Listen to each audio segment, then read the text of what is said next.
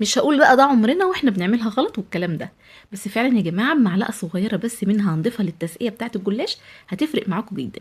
الجلاش باللحمه المفرومه على الطريقه المصريه وسفره رمضان ما بتحلاش من غير الصينيه دي. بجد يا جماعه حاجه كده في منتهى الجمال. هي اول حاجه بتخلص على سفره رمضان. هنقول بسم الله الرحمن الرحيم ونبتدي. اول حاجه في طاسه سخنه على النار احط معلقه كده من السمنه، وهنزل عليها نص كيلو من اللحمه المفرومه. هبتدي ان انا اشوح اللحمه كويس جدا لحد ما توصل معايا للون ده. اول ما توصل معايا للون ده بكون انا فرمه كده بصلتين كبار في الكبه، هنزل عليهم بيهم على اللحمه وهقلب. ولازم البصل اسيبه يدبل كويس جدا وادي للمرحله دي وقتها، علشان عايزه البصل يدبل عشان ميبقاش يقرش وانتوا بتاكلوا اللحمه المفرومه.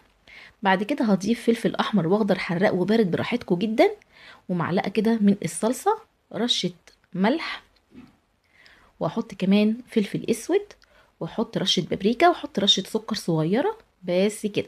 وهقلب بقى الكلام ده كله، هسيبهم كده على نار هاديه لمده 10 دقايق، وبكده تكون العصاج بتاعي جاهز. في صينيه بقى مقاس 30 في 40 معايا نص كوبايه من السمنه على الزيت. تقدروا تخلوها سمنه بس، انا هنا خليتها سمنه على زيت. دهنت الصينيه بتاعتي كويس جدا دهنه كده في الاول، وببتدي ان انا احط ورقتين. بين كل ورقتين يا جماعه انا بدهن دهنه سمنه بسيطه ومش بنبالغ في الدهن، علشان احنا مش عايزينها دسمه. دهنه كده بسيطه، وبين كل ورقتين اتنين بعمل كده، مش كل ورقه، لا هي كل ورقتين. هخلص كميه الجلاش الجزء الاولاني، كان عندي شويه مكسرين كده حطيتهم في النص ما بيبانوش خالص. ده العصاج بتاعي بعد ما خلص، شايفين شكله بقى حلو ازاي ولونه حلو جدا. هنزل بقى بالعصاج كله وهوزعه كويس جدا في الصينيه بالشكل ده زي ما انتم شايفين. وهبتدي ان انا احط بقيه الجلاش النص التاني. الصينيه مقاس 30 في 40 دي خدت معايا لفه ونص من الجلاش. هبتدي ان انا اعيد كل اللي انا عملته بين كل ورقتين برضو سمنه، وده بيكون شكله في الاخر بدهن سمنه. وبعد كده بقطع الجلاش زي ما انتوا حابين، مربعات، مستطيلات، مثلثات، حاجه بقى دي بترجع لكم انتوا. بس انا بحب اقطعه مربعات كده ولا قد ما بقدر، بخليها قد بعضها عشان تبقى شكلها حلو على السفره. خلي ايدك كده متحكمه وانت بتقطعي بالشكل ده. في الوقت ده انا بكون مشغله الفرن بتاعي وهقول لكم طريقه التسويه.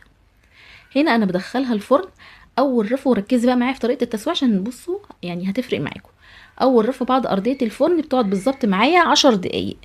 في الوقت ده انا بجهز التسقيه بتاعتي. معايا بيضتين حطيت عليهم معلقه صغيره من الملح ومعلقه صغيره من الفلفل الاسود، وبضربهم كويس جدا. وهنزل بكوبايه لبن كبيره لان دي صينيه كبيره، وهقلب الكلام ده كله مع بعض. والمعلقه بقى اللي انا بقول لكم عليها هتفرق جدا معاكم في التسقيه، هي المعلقه البيكنج باودر الصغيره ديت. بقلب كويس جدا الكلام ده كله، وبعدين بعد 10 دقايق بتكون الصينيه بتاعتي اتشمعت وخدت لون كده بسيط ذهبي من تحت. ببتدي ان انا اسقي بيها، اسقي التسقيه بتاعتي بالجلاش وهو سخن طالع من الفرن بالشكل ده.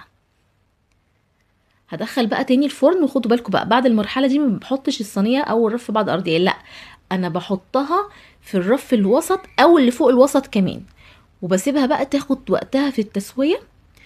بتقعد حوالي 20 دقيقه تاني وتطلع بقى تكون ده شكلها.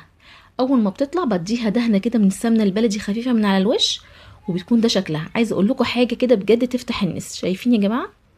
شايفين ان لونها من تحت حلو جدا، لونها من تحت زي لونها من فوق لان احنا سويناها بالطريقه المظبوطه. شايفين حلوه ازاي؟ واللحمه كمان ثابته، مش بتطلع بره الجلاش ولا اي حاجه خالص. بجد بجد طعمها حلو جدا وهتحبوها. وده فيديو النهارده، وشكرا لكم، مع الف سلامه.